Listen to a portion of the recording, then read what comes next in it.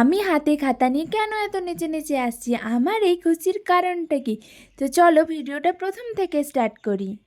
So hello everyone, কেমন আছো তোমরা সবাই? আমি অর্পিতা।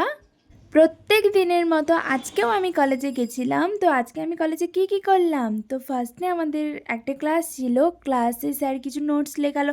তারপর আমরা একটু বসে বসে গল্প করলাম। আমার সামনে একটা ফ্রেন্ড বসেছিল, তো ওর সাথে একটু বসে বসে গল্প করছিলাম, নোটস লিখছিলাম। এই সেই আমার ফ্রেন্ড, এর নাম হচ্ছে সঙ্গীতা। তো তোমাদেরকে কিছুদিন আগে দেখেছিলাম যে আমার এক্সাম ছিল, তো আজকে আমার একটা সাবজেক্টের রেজাল্ট বেরিয়েছে।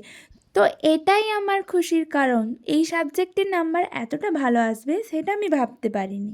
আমি নিজেই নিজের নাম্বার ভালো বলছি, কারণ ওই সাবজেক্টটা আমার কাছে খুবই টাফ লাগতো। তাই যেই নাম্বারটা পেয়েছি ওই নাম্বারটা আমার কাছে অনেক ওই সাবজেক্টের জন্য। তো তারপর আমার ফ্রেন্ডসরা মিলে একটু আলোচনা করছিলাম ওই নাম্বার নিয়ে, খাতা নিয়ে, কে কত পেয়েছে, কি করেছে। তো তোমরা ভিডিওটা দেখতে থাকো। টাটা।